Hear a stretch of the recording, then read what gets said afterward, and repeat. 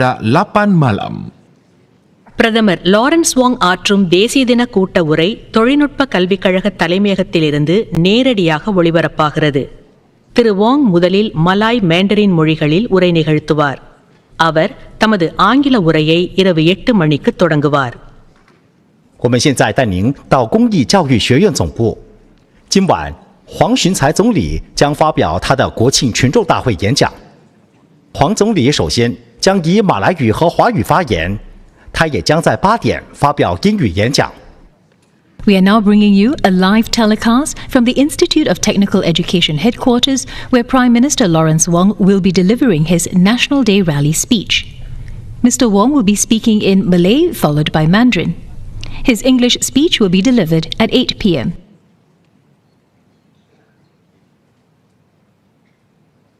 Ladies and gentlemen, the Prime Minister.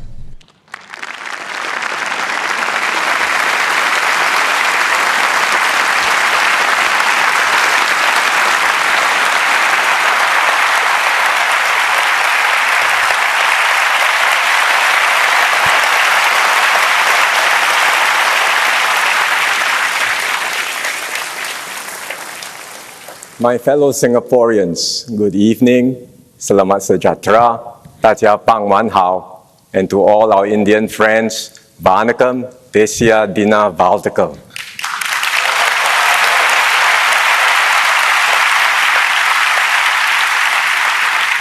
I want to welcome all of you at ITE College Central and also everyone watching from home for this year's National Day Rally.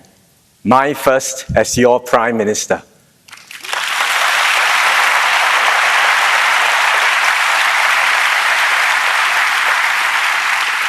Let me begin as usual in the national language. Saudara-saudari sekalian. My fellow Singaporeans, tonight I am happy to be speaking to you in Malay at my first National Day Rally speech. Yang pertama ini.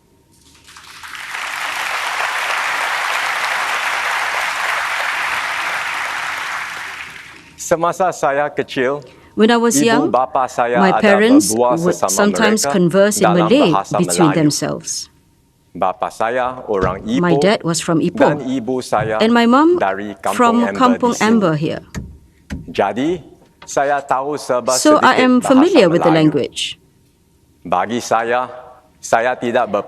I did not manage to learn Malay properly.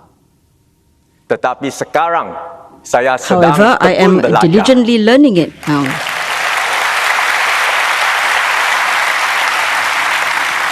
I hope that my Malay will improve. Thank you everyone for your encouragement.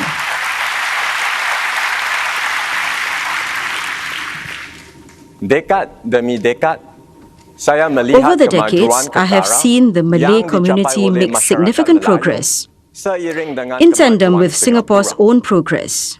I sometimes meet my Malay friends from the same schools I was in, Haig Boys dan Tiketek. They have done well and their children have grown up. Now among the younger Malays, I see even more who are well educated and who have distinguished themselves in their respective fields.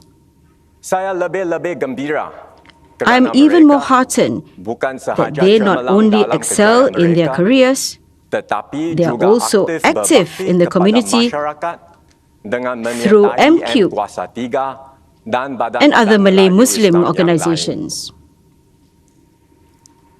I always enjoy spending time engaging our Malay youth and leaders. Recently, I had lunch with some of them to listen to their aspirations and hopes for the future.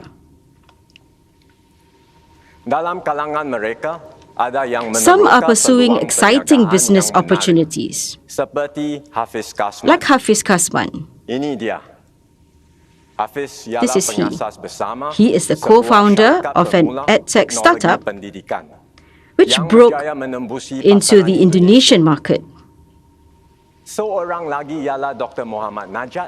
Another is Dr. Muhammad Najat, a scientist at a biotechnology company, which developed the first made-in-Singapore COVID test kit. Dr. Najat will be helping his company expand in Saudi Arabia.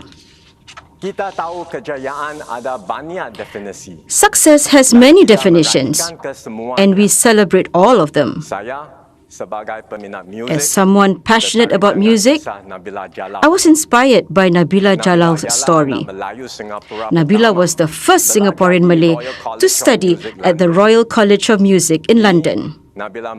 She has set up a music school and provides arts education to underprivileged youth. Speaking of female leaders, I also want to highlight Guy Ghazali, the first female senior president of the Sharia Court. Her professional excellence and community efforts mark a significant milestone in the legal profession. She has paved the way for future generations of female leaders. They are all role models for the Malay Muslim community and also Singapore. We are proud of the achievements of these outstanding young individuals. Well done.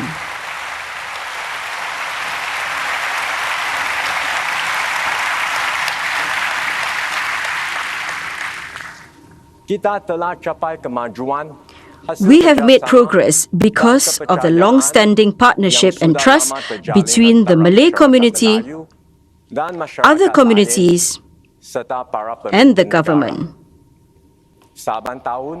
Over the years, the Malay Muslim leaders have worked closely with all our Prime Ministers, Mr. Lee Kuan Yew, Mr. Goh Chok Tong, and Mr. Lee Hsien Loong on many issues. From improving education attainment, countering radicalization and terrorism, to uplifting vulnerable segments. We have dealt with such issues head-on and with courage.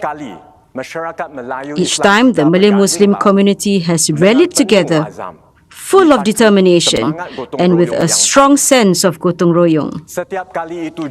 You have always looked out for each other and celebrated your successes together.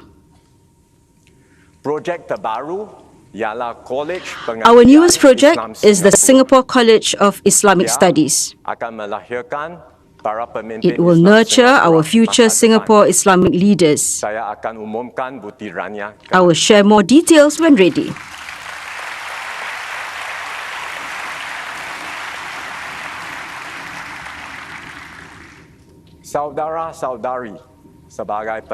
My fellow Singaporeans, as Prime Minister, I am committed to continue this close partnership. I value all your feedback and views. I will work with you to address the issues that are close to your heart.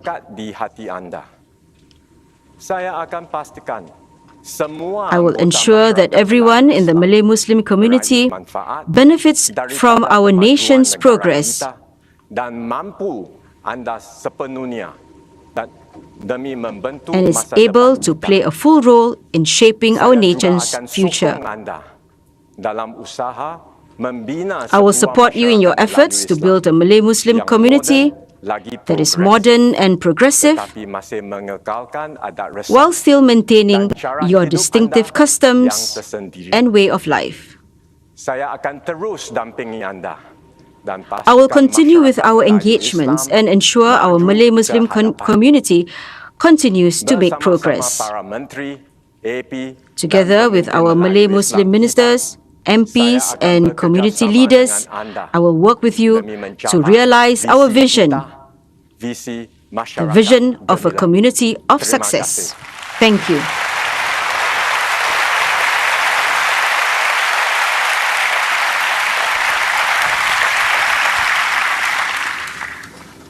Good evening, fellow Singaporeans. This is the first time I am delivering the National Day rally as Prime Minister. However, this is not the first time I'm involved in the National Day rally.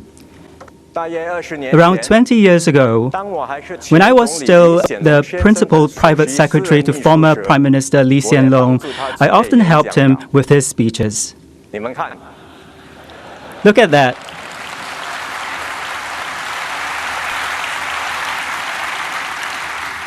We were both so young then. Now, SM Lee's hair has grayed.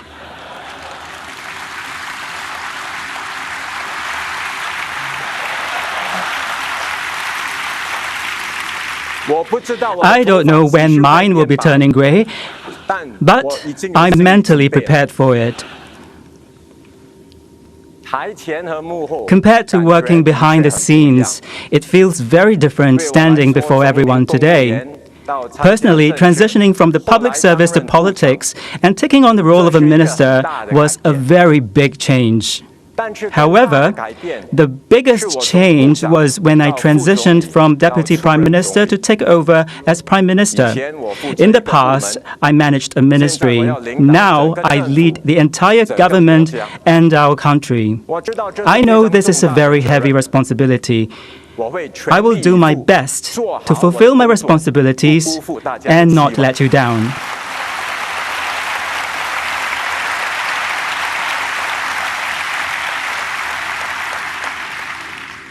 Since Singapore's independence, under the leadership of Mr. Lee Kuan Yew, Mr. Goh Chok Tong, Mr. Lee Hsien Loong and their teams, people of different races have worked together to overcome various difficulties and weather several crises.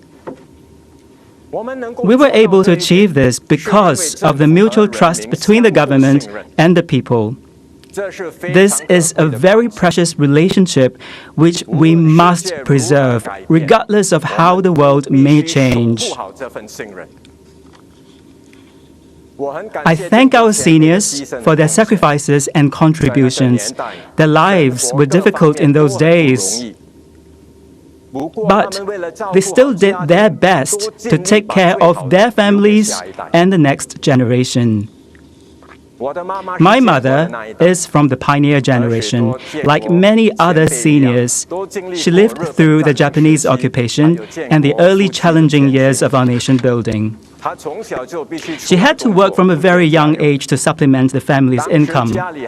At that time, my mother's family still favored boys over girls. As a result, she nearly missed the opportunity to go to school. It was only because she persevered that she was able to study and eventually become a teacher. Having been through those difficult times, my mother has always been very frugal with money. Even after the family's income stabilized, she refused to hire a helper. She raised my brother and me while she worked full-time. She's over 80 years old now, but she still insists on doing everything on her own. Such self-reliance and resilience are the hallmarks of that generation. They never gave up when faced with difficulties. Whenever I meet senior residents during my community visits, I am heartened by their positive attitude. One example is Madam Liao Niet Kun, a 78-year-old resident in Limbang. She's very active, often leading residents in the community for morning exercises. She is also very independent. She will do grocery shopping on her own and help take her grandchildren to school. Madam Liao often organizes gatherings, inviting her neighbors to foster good relationships in the community.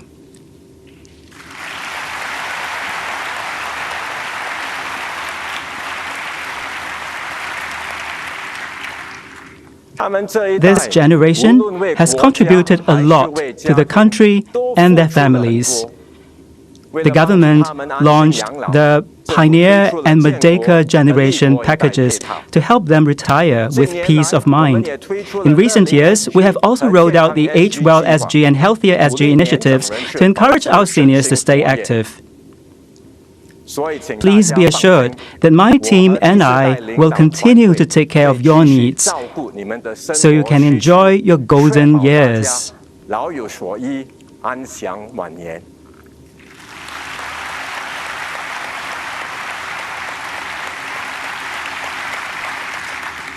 I understand you are concerned about the rising cost of living. Many countries are facing inflation. The reasons are complex. They include regional conflicts around the world in various regions and the global supply chain disruptions. We cannot control these external factors. However, we can try to provide some relief to help everyone cope with rising living expenses. Recently, we disbursed a new round of CDC vouchers. We also provided support such as the SNCC and utility rebates. We will continue to provide more support when necessary to lighten everyone's burden. I understand that many small and medium-sized enterprises are very concerned about the rise in business costs. While we cannot avoid the impact of external factors, the government can simplify compliance and regulatory processes to reduce business costs. I will explain this further in my English speech. At the same time, the government will do its best to help businesses restructure and transform so they may seize new opportunities that come their way. For instance, Heng Fo Tong Medical Hall in Bukit Batok. This traditional Chinese medicinal shop began operations in 1957 and is now managed by the third generation of the family. Look at this photo. The child, Zheng Xiang, is the third-generation son of the family. With the government's help, they used digital technology to set up a website and leveraged online platforms to expand overseas. These strategies brought in new customers and helped increase their revenue. In the past few years, the government has promoted the use of e-payments. We have achieved good progress on this. We can see more shops and hawkers adopting e-payments like Pay Now. With a quick scan on the mobile phone, customers can make payments. Hawkers enjoy both greater convenience and accuracy in tracking the revenue.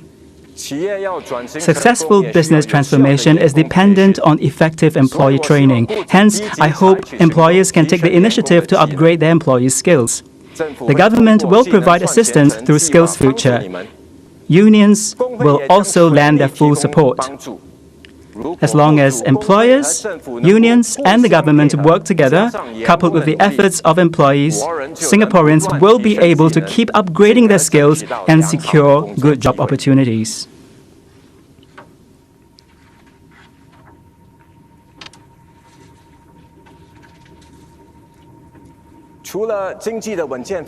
Besides steady economic development, I also place great emphasis on the preservation of our traditional culture. Although English is our working language, we are fundamentally an Asian society, not a Western one. We want to preserve our Asian heritage and traditional values. For many years, our bilingual and bicultural edge has enabled us to draw the best from both Eastern and Western traditions. It has also allowed us to connect with countries from both the East and the West. This is why we have been able to maintain our unique competitiveness over the years.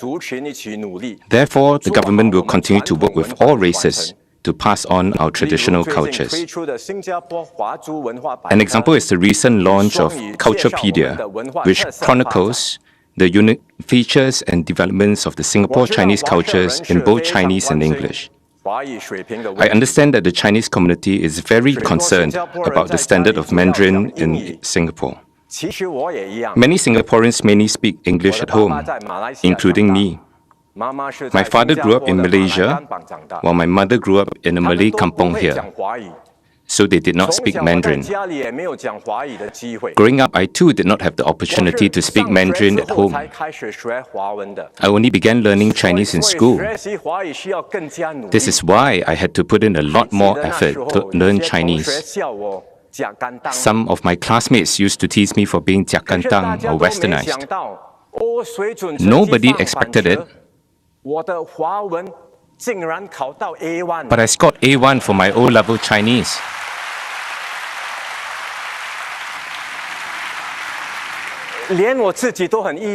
Even I was surprised. There was actually no secret sauce to my performance. I did well by resorting to rote memorization. Granted, it may not necessarily be the best way to learn a language, but it still provided me with some Chinese. After graduating from JC, I went to the US for further studies and did not have many opportunities to use Mandarin. After entering politics, I needed to communicate with Chinese Singaporeans in Mandarin. Thankfully, my hard work in school paid off, allowing me to apply what I have learned in daily life. My Mandarin has also improved over time. My experience is not unique. During my visits to China, I met several young Singaporeans who graduated from schools known to be more English-speaking. They included business executives, journalists, diplomats, and professionals. They seldom spoke Mandarin at home. However, they have built their bilingual foundation in school. After they started working in China, they very quickly became fluent in Mandarin. Clearly, our bilingual policy is very important. I hope more young parents can use Mandarin at home so that we can maintain our bilingual edge. My commitment is that the government will continue to support the cultivation of bilingual capability and encourage Chinese Singaporeans to speak Chinese from young. Today, primary 3 and 4 students can take higher Chinese language or HCL in several non-SAP schools, resulting in an increase in the number of primary school students taking HCL. Currently, if students wish to take HCL in secondary schools, their PSLE overall score must meet a certain standard. However, some do not meet this standard, but do very well in Chinese. I think we should provide them with an opportunity to build on their strength. Therefore, we will make a policy adjustment so that all students who are strong in Chinese can take higher Chinese from secondary 1.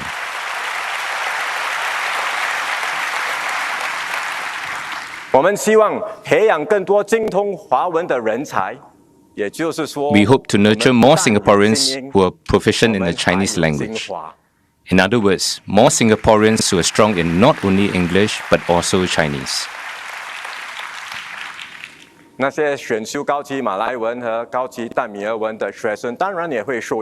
Of course, this policy adjustment will also benefit students who want to take higher Malay or Tamil languages. MOE will announce more details at a later date. At the same time, the government will continue to support the Singapore Chinese Cultural Centre, our clans, trade associations, the Chinese media and other groups to actively promote our Chinese culture. Since entering politics, I have been interacting regularly with the Chinese community. For example, I visited the Singapore Federation of Chinese Clans and Association and met its council members over Teochew porridge. I also celebrated Chinese New Year at the River Hongbao and attended other events with the Chinese community. I cherish every opportunity for such gatherings as it allows me to better understand the Chinese community. My team and I will continue to support the Chinese community and its development. We will always stand by you. I strongly believe that as long as we work together, our culture can be passed on to future generations and become even more vibrant and diverse. In fact, Singapore's rich multiculturalism is like a plate of Hainanese chicken curry rice. The dish combines Western fried pork chop with Nyonya curry chicken, Indian curry spices, and finish with a serving of Chinese braised gravy. Such a unique dish can only be found in our inclusive and multicultural society. This is a dish enjoyed by many. Hence, I have specially arranged for Hainanese curry rice to be served at the buffet later.